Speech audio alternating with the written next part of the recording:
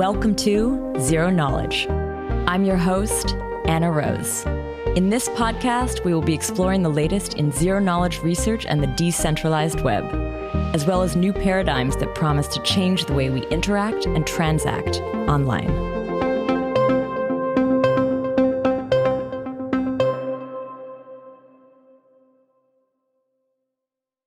This week, Tarun and I revisit the topic of MEV with guests Chris Hager from the Flashbots team and Alex Stokes from the EF. This is not the first time we're covering MEV on the show. Over a year ago, we did an episode with the Flashbots team looking at MEV. That was much more of a primer and something I recommend listening to before this one if you want to find out just generally what MEV is. I'll add the link to that in the show notes.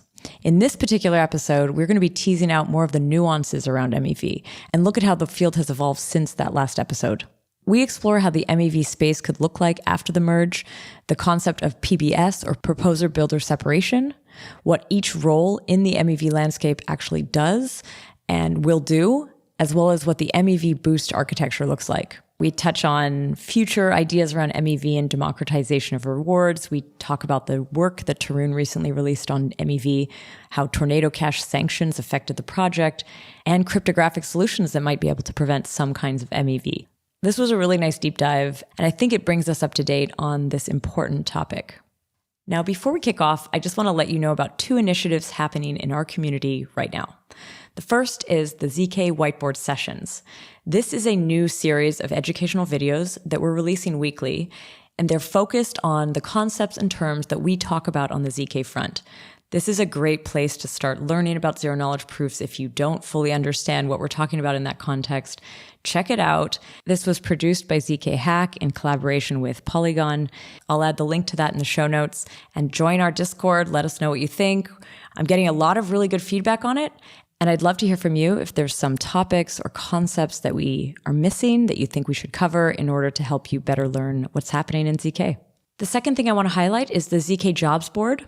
Right now, there's a fresh batch of open roles from zk-focused projects posted there. So if you're looking for a job or if you just want to understand what teams are looking for, this would be a great place to check it out. Also, if you're hiring, be sure to add your job to the zk jobs board today. So now I want to invite Tanya to share a little bit about this week's sponsor. Today's episode is sponsored by Polygon. Introducing Polygon zkEVM. We all know that Ethereum needs to scale, and Polygon believes that zero-knowledge tech is the best way forward. Polygon's vision for zkEVM is simple. Developers can seamlessly deploy any Ethereum smart contract to a layer 2 and benefit from the scaling power of zk proofs. It's also permissionless, meaning anyone can use it, and open source. Polygon zkEVM was built by Polygon, but it's for anyone who wants a cheaper and faster way to use Ethereum without sacrificing security or decentralization. They will be releasing a public testnet soon, which will be an opportunity to test their work and make improvements. If you'd like to learn more about Polygon zkEVM and stay up to date on the latest, then fill out the form in the show notes. So thank you again, Polygon. Now here is Anna's dive back into MEV with Alex Stokes and Chris Hager.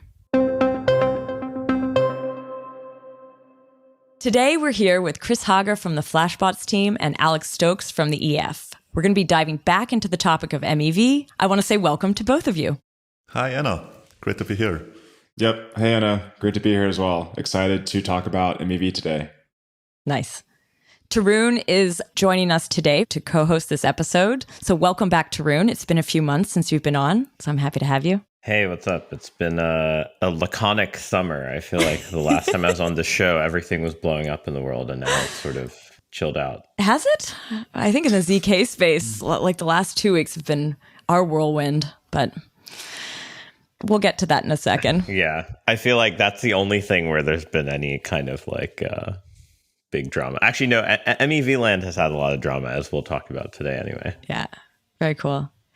So last year, I actually did an episode on MEV with James Prestwich. We interviewed Phil and Alex from the Flashbots team.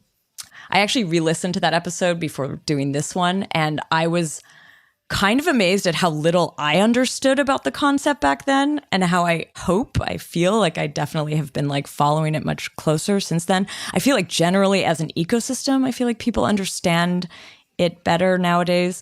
And so I'm very excited to do this interview where we're going to dive back in to maybe tease out some more nuances about the MEV space, look forward at what's coming down to the pipeline, and also obviously talk about kind of the latest drama focused very much on like tornado and ZK stuff and privacy and how this impacts things like MEV. But I think before we do that, I'd love to learn about both of you. So Alex, why don't you tell us a little bit about what led you to work on this problem? Oh boy. Okay, so I've been working on with, all about Ethereum for quite a while now. And I think my entry into the space was research at this point, several years ago into proof of stake. And, I'm sure everyone listening is aware of the merge that's about to happen. So that's all very exciting. You Anna, giving your experience of like, I like had this MEV concept and I feel like I didn't quite understand like all the implications. And then now there's like so much more and there's just like this, like, this thread you can keep pulling. I feel like that mirrors my experience a lot where like, I heard about MEV. There's all the work the Flashbots team has been doing, for a year or so now. And either way, So where I first entered into MEV being relevant and important was for consensus. I don't know how much we'll get into it today, but essentially, like, if you think about it, like when you add blocks to the chain, some of them have MEV, and this MEV like changes the incentives around, extending the chain versus reorganizing the chain and things like this.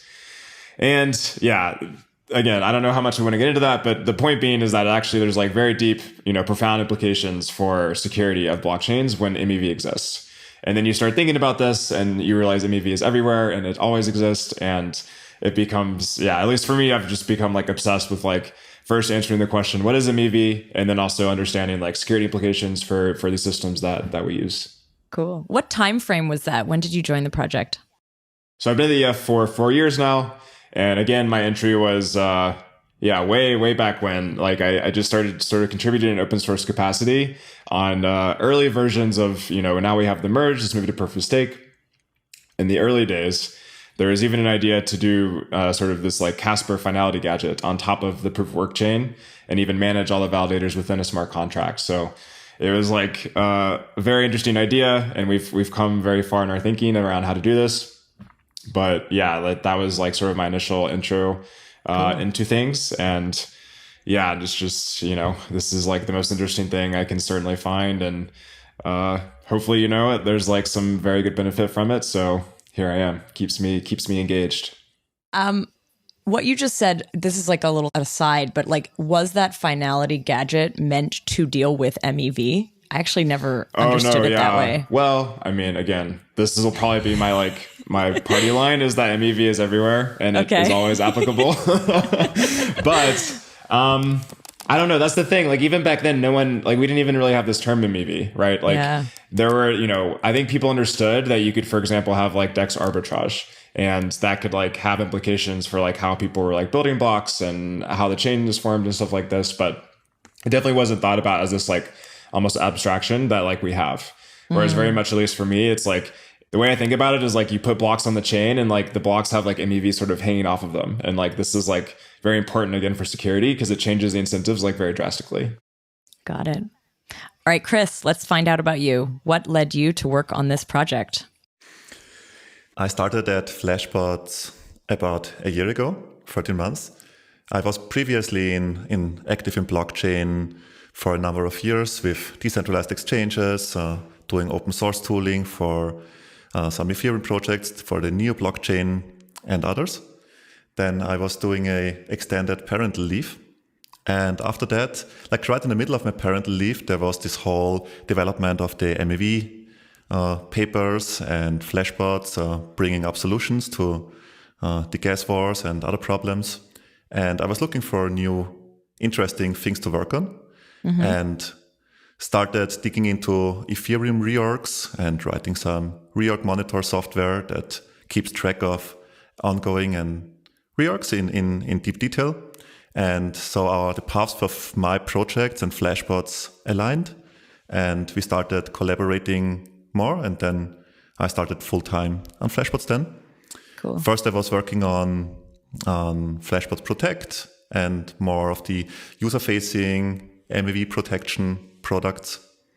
And then at some point, we just needed manpower on MEV-Boost and our PBS work streams, and I was happy to start there and really got very deep into it and very excited about it. And it was just at the right time when all the MEV-Boost specifications were co-developed with the Ethereum Foundation and the Consensus Client teams. And this was a very intense half a year so far for me, diving deep into MEV-Boost and all the implications and other projects around. Cool. You've both just mentioned MEV-Boost. What is that versus what was being built before? Like what's different about MEV-Boost? Or is it just the formalization and the kind of the naming of what was being built before? So before, or in the current Ethereum 1 setup, it's Flashbots is sending bundles to miners and other parties sending bundles to miners, and the miners assemble the blocks. In Ethereum 2, it's different in the sense that the proposers, the validators, they run the consensus client software and they fall back to a local execution layer software like Geth or Nethermind or other to produce the blocks. And they can reach out to MEV-Boost relays to provide blocks for them, but they do not know the contents of the block. So the transactions, they are removed. And the proposers have the choice of signing this block for a certain value that the relay is claiming this block provides. And after the signature, the proposer receives the block content for proposal. MEV-Boost here is just a small piece of open source infrastructure that runs on the proposer server that is a relay multiplexer. So MEV-Boost is capable of connecting to many relays and asking many relays for possible blocks and providing the best to the proposer. Okay, cool. But in what you just described, is this being built primarily for the post-merge, or is this something that's already being used today? It's exclusively for Ethereum 2. Okay. So it's only being used currently on like the testnet mode and okay, so it's not live yet. Yeah, exactly. I mean, another way of putting it is it allows connecting to an external builder network to receive blocks from other parties, outside parties, and the proposers, the validators, not being trusted. So that's why they sign the blocks blinded without the transactions. So they do not steal the transactions, basically the MEV from the transactions from searchers. Okay. Yeah, and so I think Chris gave you a nice overview of like MEV-Boost and what this software is today. And maybe this will be like a helpful arc for just this episode generally, because I would like to, provide some more context that this is like an implementation of this thing called PBS, Proposer Builder Separation. So, this technique is, again, it's what Chris said, right? There's this like external builder network and proposers, validators in this merged Ethereum ecosystem. They, are the ones tasked with making the blocks, getting the blocks out to the network, all of this. And all this talk about PBS that we hear is just recognizing the fact that like MEV is a thing. Kind of what I said a second ago, like there will always be MEV. MEV is like a reality we must deal with. And so because of that, we say, okay, are there things we can do to manage or mitigate some of the externalities of MEV? And there certainly are at all layers of the stack, honestly, like from people using wallets to, these more like infrastructure providers, Chris mentioned the relays, to all the way to the validators doing their job. And what we would like to do is say, okay, because we, can likely have all these mitigations and ways to like help the situation generally, we can then ask, okay, can we take some of those into the protocol? And that's like where I think we'd all like to go some years down the road towards an enshrined PBS solution. And today, like this is part of the work Flashbots is doing, is saying, okay, we're not going to put this into the protocol anytime soon. And so instead, let's do essentially off-chain solutions. That gives us room for experimentation. And yeah, just time to like gather more data and see how these systems behave. And then that's, I think ultimately what we're all trying to build towards. Cool. One thing I think that might actually be helpful for listeners who haven't heard about PBS before is maybe walking through the sort of, verbally the sequence diagram of like how, say, like block producers aggregate transactions, then relay them to a proposer, then the proposer picks kind of the highest bid. Because I think that would kind of make it a little easy to see why you need sort of this infrastructure for managing many builders in the future? I guess I just mean like the person who maybe for the first time is hearing about this might not even know that what the design space looks like, right? And I think part of that comes from like what the sort of queries that are made are, right? There's like the users submitting a transaction to block builders. There's a block builder submitting a block via different relayers. Like maybe like kind of going through what the things are that make this kind of a complicated problem might be a good thing for our listeners. Right. So we have thrown all these terms around so far, right? There's like proposers, validators, relayers, builders. There's the users who are using the system. There's like all these actors and searchers.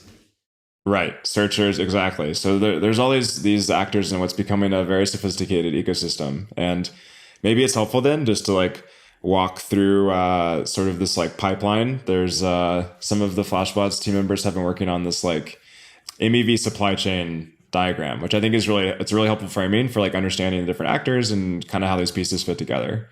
So on the one end, you have users who are, us using the chain.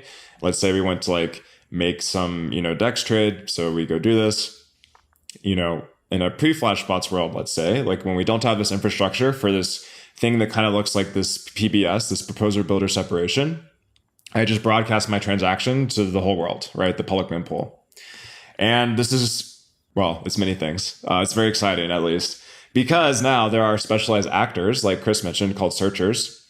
And searchers are these, like, again, very specialized, sophisticated players in the world. And all they want to do is, like, try to find MEV.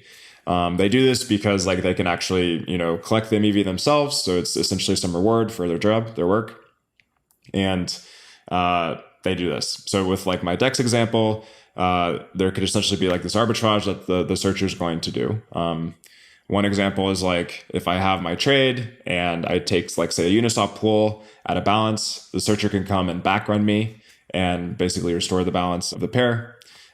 This is like the MEV they could take.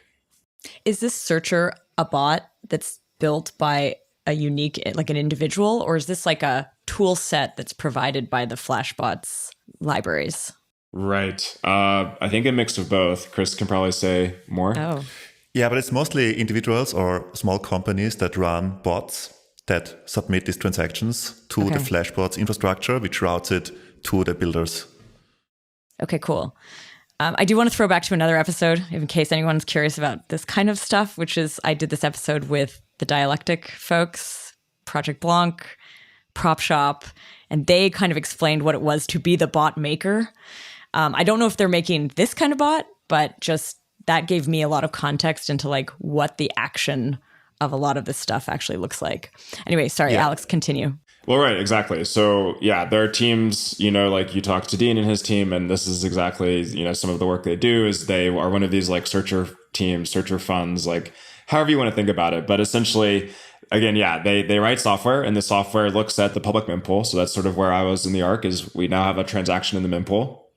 And, these searchers, it could be individuals, but usually they're teams who have these bots, this automated software that watches the mempool. And it's like, okay, I have the current Ethereum state, and given all the transactions I see right now, maybe one of them, emits some MEV. And then what I want to do then is make my own transaction that captures this MEV, perhaps for myself. Again, the design space of what happens to the MEV is quite big, but that's a much future conversation. Either way, the searcher then would try to collect this MEV. And this is now like where Flashbots entered the scene is like what happens is when we have the situation as I just described, you have many people competing for this MEV, right? So you now have all these searcher teams all over the world. It becomes highly competitive. And before Flashbots, the way that you would do this is you would essentially need to outbid everyone in the public mempool. And with Ethereum today, what that means is you end up with, believe Chris mentioned gas wars. And what that looks like is, I declare I'll pay X to get my MEV extracting transaction on chain. Someone else sees that and they turn around and make their own transaction because they want the MEV. So then they say, well, I need to outbid you to get on chain. So they'll bid a little bit more, right? And then now I can turn around and do the same thing. And then the other person does the same thing, right? And then now you have these like wars where literally what happens is, if the size of the MEV opportunity is say like, this much ETH, someone will bid, in the limit, they bid, that much ETH minus just a little bit. Because otherwise they wouldn't get anything. And this is, again, one of these externalities that we've been talking about, because now, let's say I separately want to like go vote on some like DAO proposal. The gas is suddenly like through the roof for the whole mempool rate, and that's bad. So Flashbots came onto the scene and said, hey, we can start to build things that look like this PBS infrastructure we'll keep talking about today. And a lot of what that did was say, okay, for searchers who want to do this type of thing, there's now this like essentially off-chain auction that provides them access to block space, almost separate from like this public mempool. And by doing that, you sort of silo, you like firewall off this like the gas games that searchers can play. And yeah, there's a ton more benefits that I'm sure Chris could get into. But essentially, by doing so, you hope to reduce, this situation where the gas is suddenly spiking for users who otherwise, might not care about this like searcher bidding war. They can just use the chain as they would otherwise. And this idea of like firewalling this activity off is helpful, because it's like, this is sort of like the design primitive of PBS. Like, this is what we aim to do, is like do this sort of thing. Like, if there are these externalities that the protocol sort of generates, then what we hope to do is push them to a place where we can control them, or at least like reduce the downsides.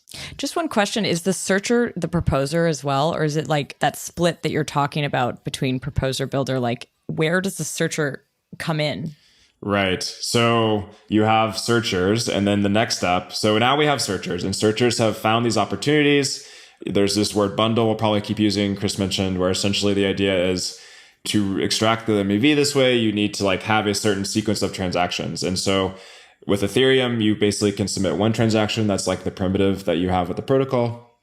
So if you need, to have a sequence of things, then you need to have, quote, a bundle, which is just many transactions in a particular order. So anyway, searchers do this.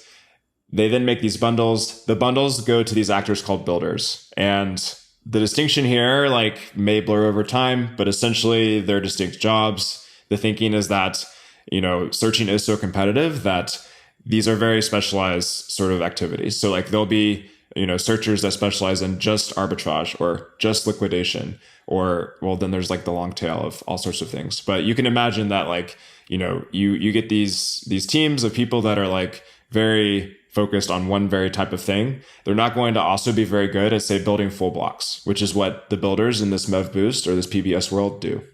So now you have builders. Builders are making full blocks. Maybe they're taking like, a collection of bundles they get from like different searchers. They're filling the rest of the block with, say, just regular transactions from the public mempool, which could be whatever. They don't necessarily need to be MEV transactions, just whatever's out there. They've now built a full block. Now we get to the namesake of proposer builder separation, which is now the builder has built a block and they have to get this to the proposer, right? So there are especially, you have to be a special sort of actor within the protocol to actually propose or like, include a block in the chain. These are the validators. The way Ethereum is structured is every so often there's a slot, which is just a chunk of time. There's one validator per slot. That is the proposer. They and only they can seal the block. They can sign it with, in cryptographic signature way. In a special way, only they know how can they seal the block and then make it, available for inclusion into the chain. And then once it does that, then you have like some percentage of validators that have to approve it? You're not wrong. So basically, the way to think about it is that there's one validator every slot. I use this word slot. So there's one validator every slot who can propose a block. And then essentially, we can get into the details if you want. I don't think they're super relevant. The way to think about it is that we then want literally every other validator to like basically attest or like, they should produce some proof that they also think this block should be in the chain. Okay. And you've talked to other, quote, ETH2 people.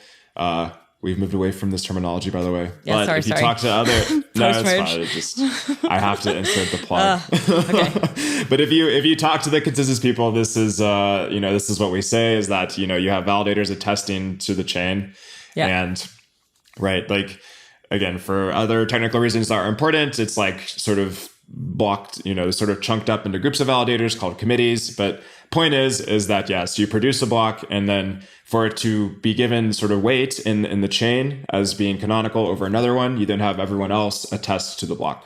Cool. And if you imagine this sort of like, I don't know, maybe like a zipper or like, maybe a better analogy is like having something kind of like freeze. Like if you imagine there's like an ice cube with like a puddle and then it like freezes towards, like you have this process of finality that runs along the chain, and we're looking at the details of it in some detail right now. Nice. I do need to do an episode on post-merge ETH soon, because I can tell I'm rusty on this. I'm very much in like the Cosmos Tendermint model still, so I'm always thinking like 2/3 of the existing. Anyway, but with so many validators, I understand it's possibly being done differently. There's different trade-offs we've made in the design space. And yes, I'm sure you could have a whole episode just on that alone. Sounds good. And I want to say this is a brilliant overview of the whole PBS implementation here. And MEV-Boost is kind of a stopgap solution towards full PBS that takes a few years probably until it's actually ready. And MEV-Boost, the MEV-Boost approach is something we can have right now. And we just can deliver that at the merge. One missing piece here is the relay that we haven't talked about. So a builder, the block builder, can also be a relay in itself. Being a relay means providing the builder API. There's an Ethereum Foundation repository called Builder Specs that defines a certain API on how the proposer reaches out to a block builder or a relay to request a block and then submit the signed block and then receive the payload. And a relay is nothing else, is only implementing this API, and it can be only for one included block builder, or it can be a relay that accepts blocks from many block builders and only provides the best block to the proposer, or maybe a block based on certain preferences. And MEV-Boost on top of that is a way to connect to many of these relays as one proposer.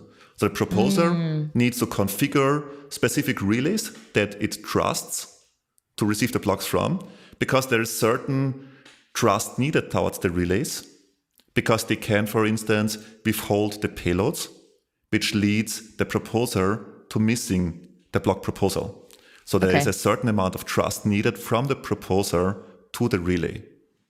Does the MEV-Boost actually make something faster, more accurate, cheaper? I'm just curious, like, what's the actual tangible impact? It's just a relay multiplexer, really. Like the consensus client, you can hook up any consensus client to any single relay. Not all of them do the signature verifications, but you can hook them up to a single builder. And MEV-Boost is just a piece of software that allows the proposer to use many relays. I guess I had a question in terms of like registration, like DNS style. Like, how does a relay register? And is there some sort of like notion of a registry? I guess I'm thinking of this from the perspective of like, you know, when I have this sort of P2P network, like say like a Kademlia type of thing, right? You still have to sort of effectively do some peer discovery. Is there like a specialized peer discovery protocol here for relayers to register? Well, there was a strong argument against these registries because the proposers should know exactly which relays they want to trust and to configure. So they are configured manually. So the proposer in its beacon client software, beacon node software, configures a relay by a domain and a public key of the relay and ensures that all the bits delivered by this relay are signed with the proper key. So right now, a proposer needs to trust and manually configure each relay. Do you envision that changing if there suddenly you end up in a world where there's fewer proposers but like a larger set of block builders? Because like you could imagine that proposers might actually miss out on quite a bit of revenue if they actually are unable to find all the block builders. I'm giving this as more of a hypothetical, but I'm just, you know, it is something that even at like every single layer one faces this challenge of like, how do you do peer discovery amongst nodes? And I was just curious if you think at some point that will be important. So builders are very incentivized to make themselves known, right? Like if builders cannot reach proposers, then they can't do anything. But yeah, I mean, to your point, Tarun, like I would hope that we move more in this direction where, well, there's a number of things we can hope to achieve. But yes, like Chris was saying today, like this is a very sort of static manual process. Everyone involved would love to see, you know, a very sort of open, permissionless ecosystem for each of these different roles I just described. And then you can imagine, like, as we build that out, what that looks like is, there is some sort of peer-to-peer discovery protocol. We're a big fan of like using gossip in different places. And then you can imagine, right, like I want to come online as a relay or a builder, and then I'm like gossiping some registration, and hopefully that starts to move towards this world that's not, okay, go to Flashbots, relays.flashbots.net and figure out where the relays are and this sort of thing. But again, it's like, to my understanding, like Flashbots is saying, okay, there's this very important thing we need to do, which is like have some PBS solution, and MEV-Boost is that thing. And so the question's like, how can we do that, in the next month? They've been working on it, for much longer than that. But at this point, right, the question is like, what can we do? And, I think they've made the right decisions to this point and saying, okay, let's build it this way or that way, with the idea being to like have something ready. And then, everyone I know is very much, ready for the next step, which is starting to decentralize more and more of these pieces. Yeah, just a note here that Ethereum health and chain liveness is our top priority, and it's important for us to align the current steps towards that, because there is some security implications of adding additional relays or just letting relays include themselves to the proposers, because there is certain verification capabilities that need to be developed for that to be totally safe. So that's another topic that we maybe touch on later. Yeah, for sure. I guess the one question maybe, given that you mentioned liveness here, is suppose I'm an ETH validator and I initially had MEV-Boost turned off because I took the OFAC list too seriously or something, and then I turn it on later. Should I expect extra latency or bandwidth requirements for me that are like quite dramatic relative to running a stock validator? I'm just like, how much beefier do I need my setup to be for running it or versus not? Not at all. Like the bandwidth is 2 requests to the relay, one to get the header and one to submit the signed block and receive the full payload. And the size is at most a few hundred kilobytes once per proposal. And the delay, you can configure your maximum allowed relay delay in MEV-Boost, but the Flashbots relay responds within milliseconds, and I think even a few seconds is still on the safe side. I wanted to ask, like, who's running the MEV-Boost? Is that the validator? It's the proposer who's actually using this tool? Yes, this is just a small slice of software that runs next to the beacon node. Okay. To the consensus layer client. And then I have another question is like, would the validator actually be running different parts of this stack? Like, would they also be running a builder role? Would they be doing a relayer? Like, I'm just trying to figure out, like, would it make any sense for them to actually run more than just like their validator plus MEV-Boost?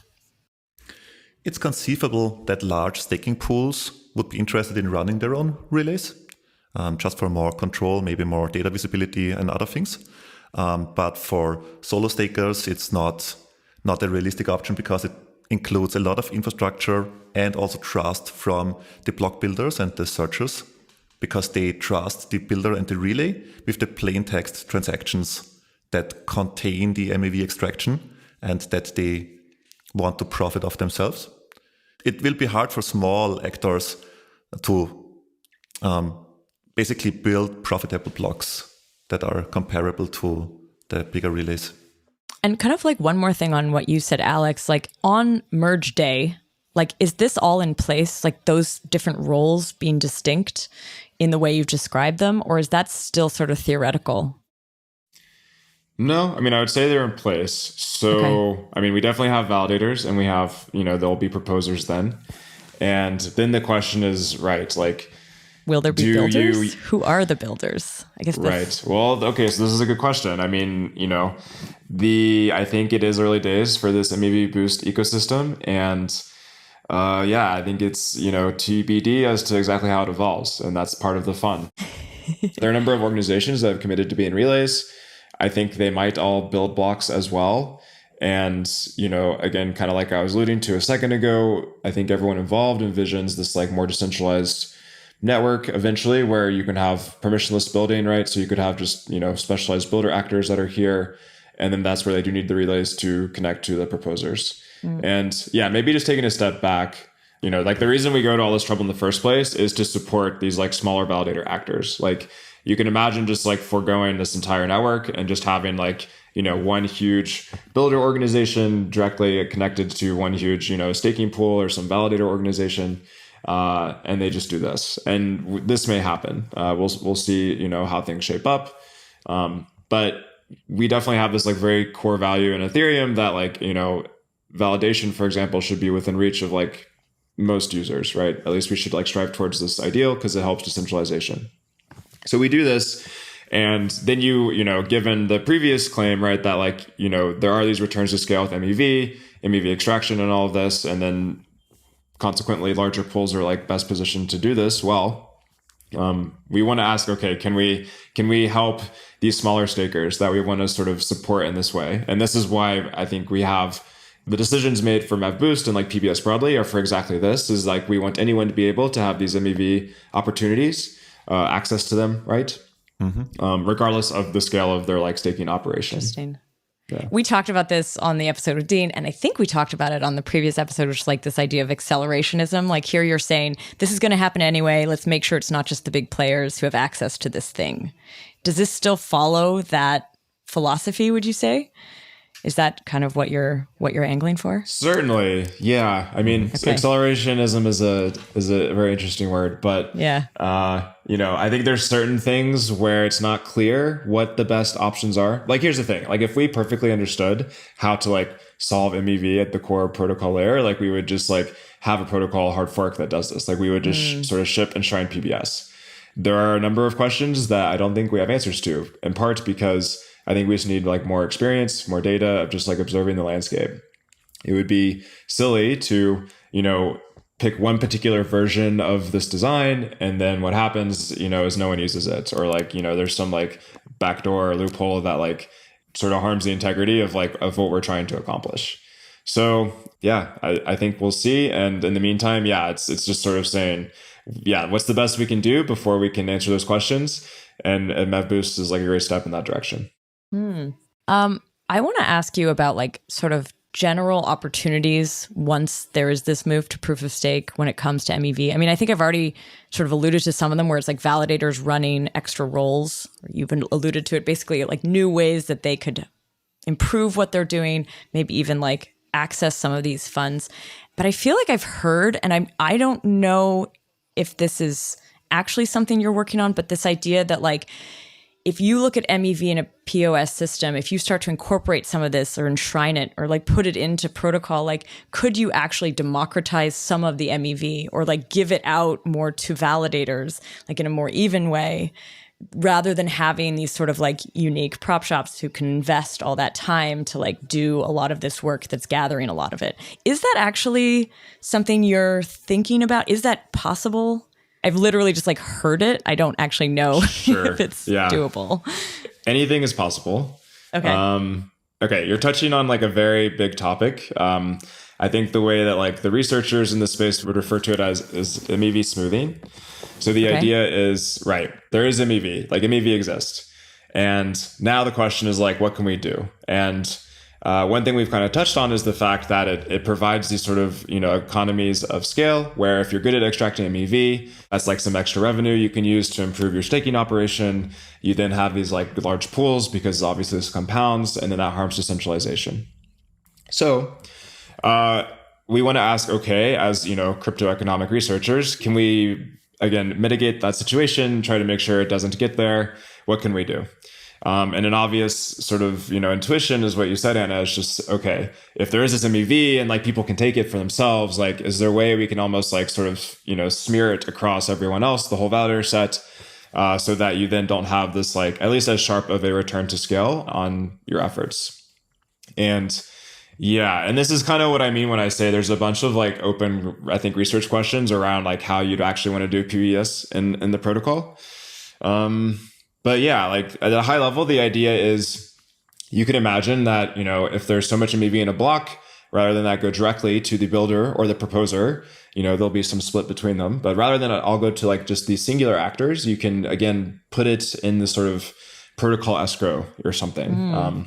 This is very much like if people are familiar with 1559, the transaction mechanics on Ethereum today, there's like this base fee that's burned. And a way to think about that is like the protocol is taking the base fee and, it turns around then and like burns it, but that's a choice. There can be other choices.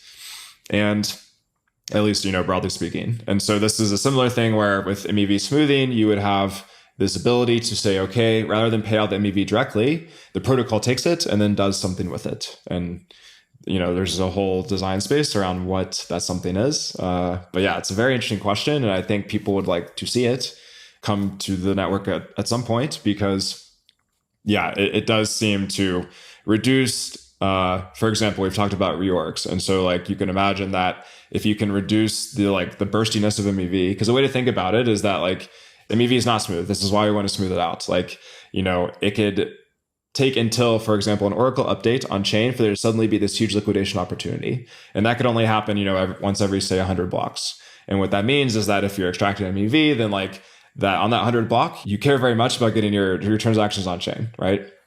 And so instead, we could imagine smoothing this out and making the whole process more democratic in that sense. And by doing so, you reduce, the incentives to, for example, try and reorg this liquidation out, things like this. I believe Tarun actually just had a paper on this. I don't know if you want to plug that. Yeah, for sure. Thanks. I guess in general, it's very hard to design these things without this concept of like off-chain agreements of like, why wouldn't people collude off-chain to avoid kind of the tax in some sense? Because you could view this redistribution as, maybe if there's someone who's a searcher and also a proposer, they may view that as an individual as a form of a tax. But assuming you can find a way of doing it, and so that will require cryptographic solutions as well as economic solutions. It's not like it's not like obvious exactly what the best way of doing it is. Assuming you have that, this paper just shows sort of this thing that like you can avoid these really bad equilibria where people just unstake all of their assets and go earn yield elsewhere. But also you can have a lower inflation rate. And so you can actually have lower block rewards if you redistribute MEV. And so assuming there's like a sufficient quantity, and then there's a way of quantifying that. But that part was actually, I think, the more surprising thing is that, hey, maybe this is an alternative to having a super, super inflationary schedule to keep people staking. And so wow, I think that's part of the design space that I think will probably be explored. But first, we need to actually have like cryptographic solutions that will make it so that it's expensive enough for you to kind of cheat in these systems. Interesting. Which it's not right now, at least. Is this something we want? Is a lower inflationary schedule? Like, is that something that like one should aim for as a protocol designer? Have you ever seen the ultrasound money meme? I feel like that's the entire thing is about doing that. There's demand out there. Someone would want this. Okay. But even like you get like, I don't know, like Tarun's point is, I think, good that like you can imagine MEV as this like subsidy. And I think this is like my own meme I want to start spreading is that like we should use MEV for public goods. And this is exactly what we mean is that like if we can find a way to like, have the perfect arrangement of signatures and hash functions and all these things, like if we can use the tools we have available, then like it's possible we can actually use MEV for like very good things by having the protocol take it and then using it in like a positive way. You still need to motivate people to run it though. So I do think there needs to potentially be incentive at the level of the validator. And there can be. And then the question's like, okay, if there's like this much MEV, then like half of it maybe goes to the protocol. All of these arguments are for 1559 and like this works great, right? So the thing to keep in mind on this arc is that like many people who use these systems are interested in the long-term game. They're not just here to like sort of have this like one block profit and then completely exit. And I think a lot of these things start making a lot more sense when you can say, hey, maybe, block by block, I'm not taking as much revenue. However, the system overall is much healthier, much more secure. And so it can keep going for longer. Cool. One last thing I think is in general, right, in almost all forms of this industry, we've always generally seen pools of capital converge to the things that lower their variance and payoff per time, like mining pools or staking derivatives. And so it would be kind of surprising if MEV is the only thing where people are not willing to trade off some instant reward for lower variance and rewards over the long term. And so if there is a mechanism for it, I do think there's demand for people doing that. This is actually a question. So I chatted with James before this interview and asked if he had any follow-up questions. And he asked like if the MEV fees actually sidestep 1559 currently. And so I wonder, like, because what you've just described is like this of actually sharing the profits, that's not going to happen at time of merge, I'm assuming. So in the meantime, are the fees, the MEV fees, actually like undoing what 1559 tried to do? Right. I would say no. But it's also not clear. And this is part of the trickiness to PBS generally, is that you can always sort of have these off-chain agreements.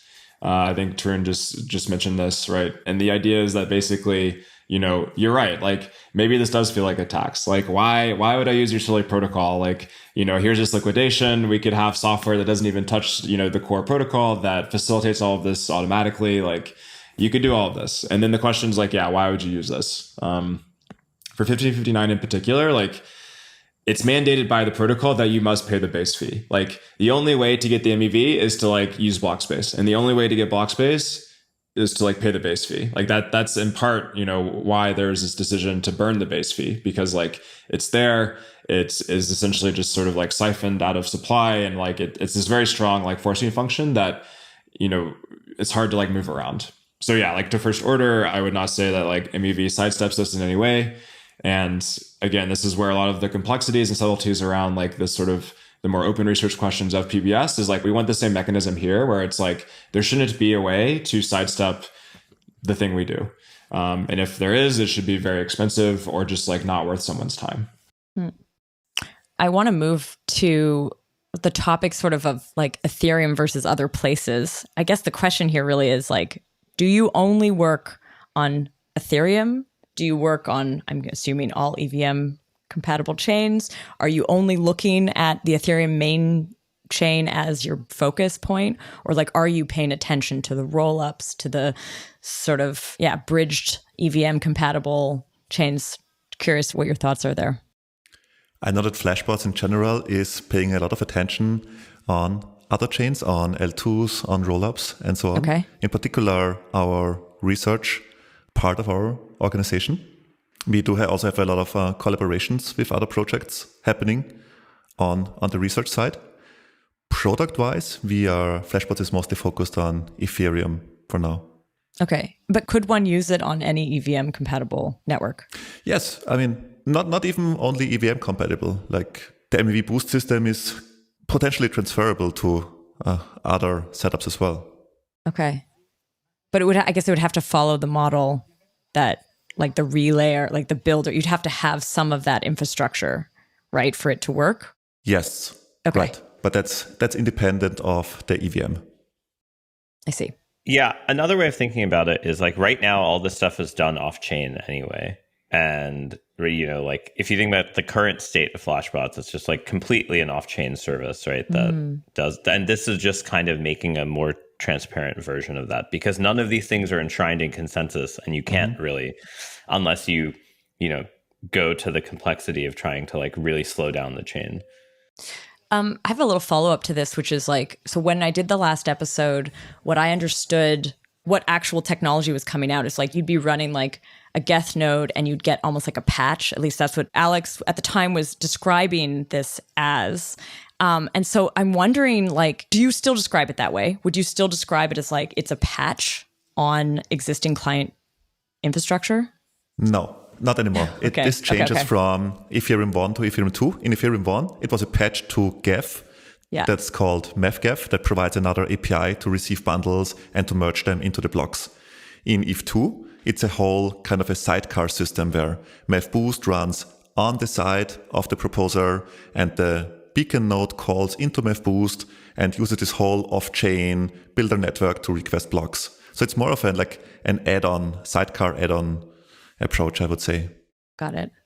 I guess the follow-up to that is, what percentage of the current network is actually using what you do have? So this is before proof of stake like enters the fray, but like, do you know what percentage of the network is using it? Because as I understood it, like the miners had to run this for it to kind of be useful. Yes. And so, yeah, where are you at? So you mean now in Ethereum 1?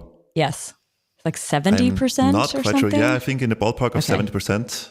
Yeah, it's like 70 to 85% in that range. They did have one sort of vampire attack that sort of was unsuccessful since the last episode. I can't remember the name of that thing that did that. That like they basically forked a MEV geth and added a token, and then it, unsurprisingly, like Eden. There we go. Right. Attracted hash power for like a month, and then had this like big collapse. Okay. So that's 70 to 85%. For this to function in the proof of stake world, does it also have to have that kind of like network share for it to work? And do you kind of expect that to inevitably happen? With what you just described, this sort of sidecar action, the fact that like the validators need to be sent, but like doing something in addition to just running the node software or the validator software. Well, it's a good question. My feeling is that staking pools will gravitate towards extracting MEV as a form of higher rewards to their users as well. I'm not sure how big the relay diversity will be. So for sure, not all the proposals will connect to the Flashbots relays, and proposals can connect to many relays at once or to a certain subset of those. So if you're talking about the number of proposals that will connect to any relay or tap into any external builder network, my personal feeling is that it will be the majority, but it's very vague. Okay. I really don't know. Something to check back in on. Right. I think we'll see, we'll know a lot more even in a month or two. And the theoretical argument is that people want MEV, and, with proof of stake Ethereum, this is definitely like the most straightforward way right now, putting aside any sort of bespoke relationships you would have as like a large staking pool or some very specialized searcher or something like this. Got it. I know you just mentioned that you're doing research into roll-up stuff, but as I understand, like right now, there is no real MEV to be had on roll-ups as they are, because sequencers kind of do that. Would you agree with that? Do you feel like already today on the roll-up front, there's actually places where people can start building things, or does there need to be some sort of decentralization of the sequencer community before that happens? I do not think that just having sequencers mitigates MEV. Like there is still MEV around. For sure. In fact, a lot of the sequencer models have a separate relay function. There might be a way in which you could have a single sequencer use a MEV-Boost style network to do the relay to the main chain, or a multi-relay. So like, let's suppose that there's two base chains that are both storing data for the same rollup. Not saying that this exists right now, but you could imagine a world where like, hey, like a rollup is like, we want redundancy, or we want to like split our, main data between two chains because we're willing to take that security trade-off. You could imagine there's a relay network for doing that. The question is like, does it need to be an incentivized relay network or not? Which that part gets a little more complicated for layer 2s versus MEV. In the MEV case, there's just like clear revenue that can flow through to all the participants. Whereas in the layer 2 case, there's a lot more incentive to censor. It's potentially a much higher set of valuable transactions before they go put in. Whereas in the MEV case, you don't have that much time to reason about it also. You're sort of like computationally bounded in terms of like production time. But sorry, these are just like kind of off the cuff guesses of this. But I do think like people will use these like relay or network type of things once they're like really hardened for other use cases other than MEV. Like, interesting. And just a side note here, the relay itself, at least the honest relay, is not a profitable endeavor, really. It's more of a public good. So for instance, the Flashbots relay itself, it does not extract any value or provide any profit to those who run it. It's really the block builders sharing their profit with the proposers, where the proposers will receive the majority of the value of the MEV. But the relay is mostly just neutral infrastructure. And I guess this is why you're not sure how many would be running, because there needs to be, like, there's no incentive, so it will be altruistic. It's low incentive and it's high effort. It's like a complicated piece of software. It needs to do block simulations to verify the submissions from the block builders, to make sure only proper blocks with the correct payments make it to the proposer, because the proposer kind of blindly trusts what the relay is telling the value is. And an honest relay needs to work very hard to make sure that everything is in order with the blocks it proposes to the proposer. So I know that we've mentioned a few times this like cryptographic solution, and I want to do a quick throwback to an episode Tarun and I did with the crew from Osmosis. There, they had made a proposal for using something like threshold decryption, which is a cryptographic solution, to hide the order in the mempool, thus like removing some sort of MEV. Is there a part of your team, or is this something you're looking at or working on? Is this something that you think, is relevant to this or is a potential solution? It's certainly an area of collaboration and research. Okay. I think it's not squarely inside the Flashbots team to figure that out. It's more of a broader collaborative effort to think through possible solutions of using threshold cryptography to solve some of the problems.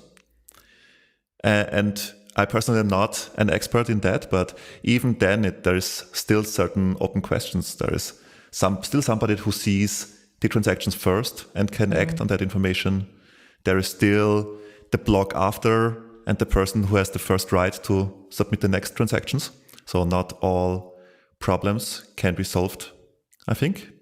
But I'm sure Alex has more insight into the ongoing research on using threshold encryption. Maybe some, I don't know. I'm not sure I think it's as great a mitigation, at least some people might claim. Definitely, I think it's like Chris said, there's this broad collaborative effort across many different teams and organizations in the space broadly to figure out how we can use cryptography to, mitigate different externalities of MEV.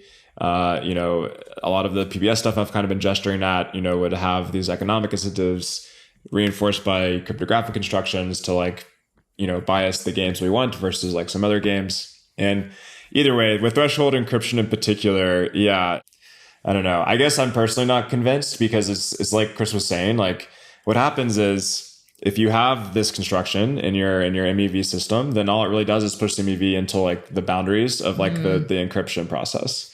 And this is generally this is why MEV is such a interesting and also pervasive concept is you can think of ways to squash it out over here, but it's going to pop up over there. Yes. Whack-a-mole. So exactly. If you want to be academic about it, we can say there's this law of conservation of MEV, right? That MEV is always there and you can't bend it. Well, okay, maybe you can bend it, but you can't break it. You can't get rid of it. It's just, it'll be there. You can move it around.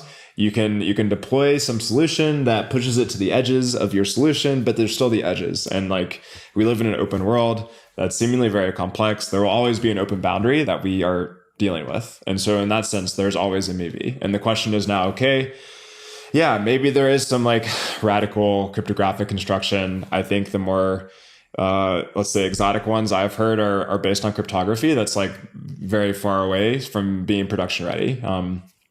There's things like homomorphic encryption, witness obfuscation and techniques way beyond my understanding that I've heard people throw these terms around. So we'll see. I mean, definitely if there is, I expect there to be ongoing progress in cryptography broadly, and very much many of those techniques will be applicable to the systems we're talking about today. I'd just add one thing to Alex's stuff, which is basically this sort of idea that there's no way of removing MEV. I feel somehow, even though we're in 2022, it's still controversial. Because people are still always trying to do it. And then, when they do it, they don't realize they introduce some centralized cudgel. In a lot of the fair ordering things, they kind of implicitly assume some sort of fallback ordering person who's effectively centralized. And I think one important thing is that, we still haven't actually figured out how to correctly define what the concept of MEV is, other than in particular subcases, and B, what the laws of transference are. Given two different mechanisms for people to reveal their MEV, maybe one is, right now, we have an auction, and so people bid on their bundles. But you could imagine a world where it's a totally different type of thing, and there's some calculation that tells you, you submit a bundle, and then it waits for, K different bundles. And then the algorithm says okay, here's K prices. You can either buy it now, like eBay, or not buy it, which is a very different version than kind of hey, we have an auction where you have to compete to reveal your prices. And the question is, we don't even have the basic lingua franca mathematically to compare what's the difference between me giving you prices versus you bidding in an auction for these types of things. And until you have that, you can't even really say like, hey, we're doing any reduction, because we haven't proven that the mechanism, changing mechanisms, has any economic impact. We kind of are like, oh, this thing is just harder because you can't see the bundle right here at this point. But that doesn't mean that there's not side channel information implicitly leaked from that at all. And until we actually have some way of comparing mechanisms, I generally think any claim that you have a clear reduction mechanism should be assumed to be false, because it kind of assumes that the entire system is exactly the same. Like mutatis, I don't know my Latin well enough to remember the exact phrase, like mutatis mutandi or something, whatever, like stayed in the same place. And so at some level, I think that's something you should always kind of keep in mind when evaluating these things, is like, sure, maybe the threshold encryption does actually work on a single block before, but the fact that you are still using an auction means that you've created some other inefficiency, and maybe the posting prices thing is more efficient for threshold encryption versus an auction. Those types of basic things aren't even known.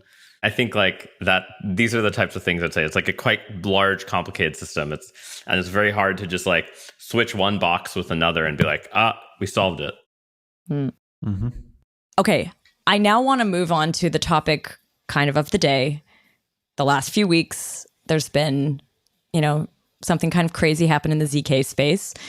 OFAC, an organization that I was not really aware of before this day, has sanctioned a smart contract or collection of smart contracts in the form of Tornado Cash. Tornado being a mixer on Ethereum based on zero-knowledge proofs. This came out while I was at ZCon in the middle of a bunch of ZK researchers. So that was a good moment for that to happen. But I think, like, personally, I've been digesting it over the last few weeks, trying to like take in what people are saying, but also kind of hold steady until I can find out a little more, or we know a little bit more. But I know that it hit you guys. So like the MEV question and like what addresses are potentially blacklisted came up in your conversation. So maybe you can share a little bit about what happened and how you've reacted, I guess, to this. So Flashbot's infrastructure, we have been complying with OFAC for 1.5 years now, already initially, because we do have public known teammates living in the US, and Flashbots has a US company, and it would introduce huge liabilities to the team members to not be compliant. So this is not for us now a place to walk back from OFAC compliance, because the implications are severe. If you're talking about 20 years jail time, this is not something that a risk we can put on team members. And we can also not walk easily back. What does it mean to follow OFAC guidelines, though? Like, what does that actually mean literally? Yes, it's kind of hard because there is no clear guidelines, but at the very least, there's a certain set of addresses where you cannot facilitate transactions. This is my understanding. This is some legal opinions we have received. There is, I think, some unclarity how deep it goes, how deep you have to inspect transactions, and what you can do, what you cannot do. So like OFAC has sanctioned the contracts, but in your case, did the Flashbots team take that to mean any address that has ever interacted with the Flashbots contract would be on that blacklist? No, that's not the case. What the Flashbots projects did was, most of our projects are open source, and we added a pull request to add more addresses to the OFAC blacklist in the public repositories. That was already there. Yes, and this was in particular on the RPC endpoint. And the community raised a counter pull request to remove all of the OFAC censoring in this repository and bringing a lot of visibility into OFAC censoring in general, and then mixing this a little bit up with how MEV-Boost is censoring automatically and by default, and starting a broader debate with conflating certain projects, but still talking about now the merge is in 1 month. What does OFAC compliance mean for like Ethereum in that time span? Yeah. how are the addresses that were like added? How are they actually decided on? Because you said it's not every address that ever interacted with the contract. So what is it? Like, where did that selection come from? I think that's just the addresses that the OFAC puts out. I'm not sure. Okay. To me, I'm on the first day after 2 weeks of vacations, and I have been following the discussions around, but I don't have the detailed knowledge where the specific number of addresses is coming from. At least I can provide my understanding, which is that there's a particular list put out by the Treasury with OFAC. There's some acronym SDN, but essentially this is what you referred to when they quote sanctioned a smart contract, is they added the address of this thing onto this list. And to my knowledge, again, I don't know the details, but what I believe is that Flashbots has just taken this list and just dropped it in as sort of like, what we will not do is allow any transactions into our products that, interact with anything on this list. And again, to my knowledge, this doesn't mean anything that's interacted with those addresses, right? It's not this like transitive thing. Okay. I guess that is the question, though. That's where it becomes like, how far away would that potentially expand? The moment a government can define a transitive closure is the moment that I will say the education system actually worked for once. Why? Because, like, have you ever read any of these types of sanction documents on crypto stuff? Like, the actual legal language, the way people define things suggests to me that they sometimes conflate a public key with a physical address. And if you're already at that level of education, the idea that there's a transitive closure over the graph of all interactions of these addresses with each other seems like a big stretch for, little old lawyer who works at, the Treasury Department.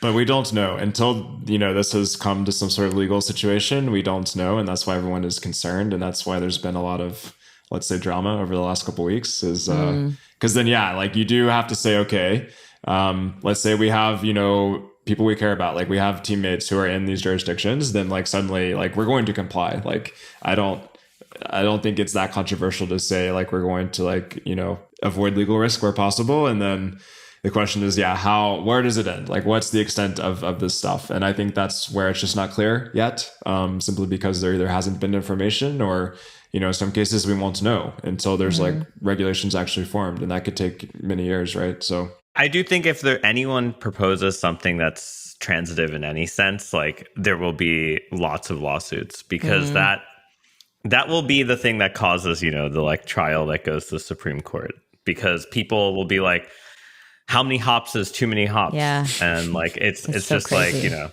there's no way that doesn't end in just like legal warfare. Yeah. I did notice a lot of the feedback against it did come from folks that also don't live in the States. I mean, I basically saw the counter to the pull request and some of the conversation in there. I mean, there were some people who were really talking about like throwing it up in the air, like we will not touch this if this continues. You had a solution, as far as I understood, which is like releasing some sort of open source version, or what was that exactly? So the concern was that at the merge, there might be only the Flashbots relay serving blocks. Okay. And the Flashbots relay not including transactions that fall under the OFAC sanction list. And that could mean that, assuming 80% of proposers use the Flashbots relay, that 80% of the network will have some blocks with some sanctions. To put it in perspective, though, Ethereum is surprisingly resilient in that way, because even if 80% of the network uses a sensor ring relay, then a sensor transaction still gets in on average every 5 blocks or after 5 blocks.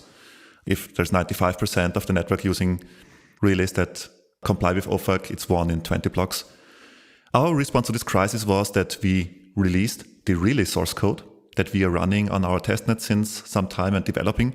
The plan was to do that all along, but this accelerated the timeline. It's not in a final state. We wanted to get it a little bit more final, but it's an important conversation and discussion and discourse.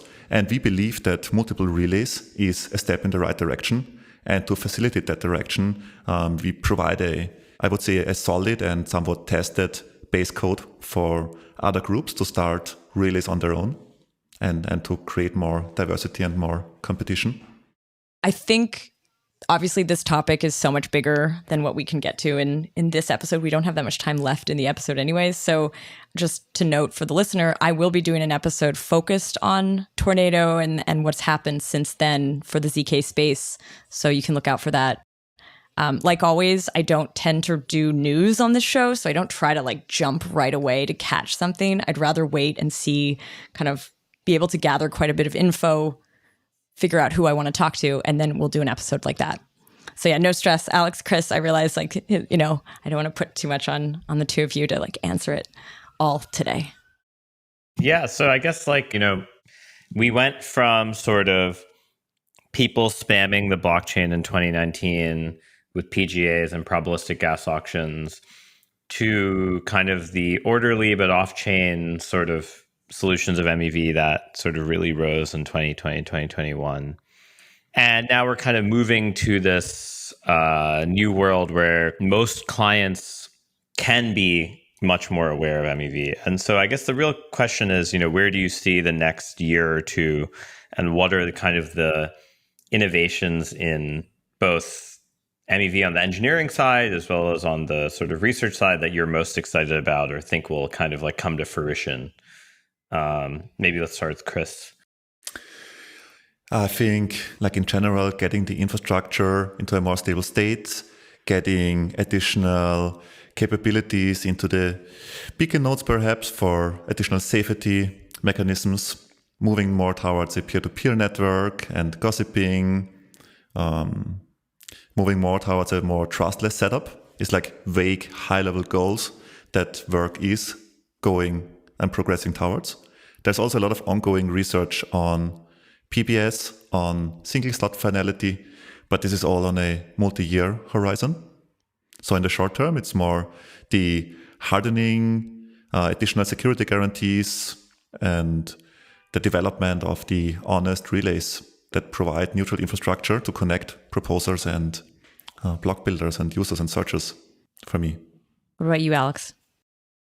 Yeah, I mean, I think that was a nice summary that Chris gave. So basically, this MEV-Boost represents a version of PBS, and we generally want to build out this vision, right? So like we all have a shared sort of destination, which is some enshrined PBS. And how do we get there? Well, we'd like there to be like a very healthy competitive market of all these different roles.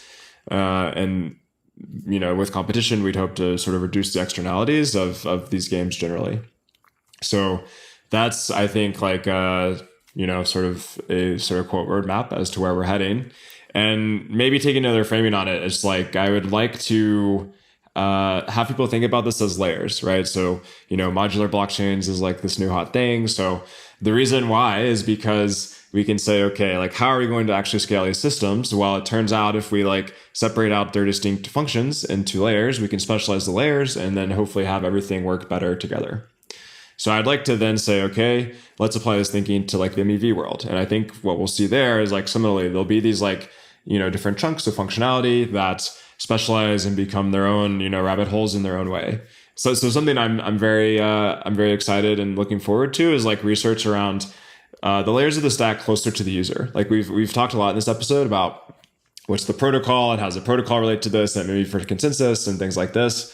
But we've almost, we've talked very little about the user. Like we mentioned threshold cryptography, for example, and its applications. And the reason we went to that is because, the MEV goes all the way up the stack to like the person actually making the transaction. There is no MEV unless there's a transaction, right? And so the question then is like, okay, like, can we improve upon the status quo? And yeah, certainly can. There's actually, I think, a lot you can do. Yeah, that's the whole episode in itself, but a lot of very exciting research. Like, so to give an example, you could imagine that, if I'm a user and I give you this DEX trade and you backrun me, rather than the searcher taking all of the value of the backrun, they give me half or something like this, right? And then the question is, okay, like, can we generalize this? Can this go across all sorts of like DeFi applications, different types of MEV? Can we generalize in the sense of like having everyone do this? And yeah, then there's like this whole world, I think, that we'll see in like a year or two and be like, oh yeah, like our thinking around this was like so sort of early, and now there's this like really interesting complex landscape out there. New thing. Cool. Well, I want to say thanks, Chris and Alex, for coming on the show and sharing with us kind of an update on MEV, what's new, what you're thinking about. I do have one last thing, which is I think this episode will air pre-merge. What's your outlook? What are you going to be doing? What are you going to be thinking about? What are you going to be waiting for? Yeah, this has been a long time coming. I'm very excited. I think at this point, I'm cautiously optimistic that things will go very well. It's something that we've generally been waiting for as a community for quite a while, right? So it's definitely a huge milestone. And it's almost this thing where it's I have some trouble seeing past it because it's just such a big thing that is about to happen. But yeah, very, very exciting time. And as we've laid out, there's a ton of more interesting, questions in the MEV space. So it's not that there won't be a lack of things to do. Nice. Yeah, I would second that. It's not like we are now resting and relaxing and waiting for the merge, but it's still an ongoing big push on all fronts, on multiple teams, including research, including the client teams and all the implementers, builders, relays. So until the merge, it's going to be an intense period, and hopefully then a little bit of breathing room, and then start the journeys to the next goals. Wild. Current date for the merge is September 15th, which is, by the way, also the date of the ZK Summit 8. So it would be really cool if it happens on the same day, I feel. I want to say thanks again to both of you. Thanks, Tarun, for coming back. Thanks for having me. It's been a while, but good to come back for a topic I've spent a lot of time thinking about. Cool. Thanks, Alex, Chris. Yeah, thank you, Anna. This has been great. Yeah, thanks. Great talking with you all. I want to say a big thank you to the ZK podcast team. That's Tanya, Rachel, Henrik, and David as our guest editor this time. And to our listeners, thanks for listening.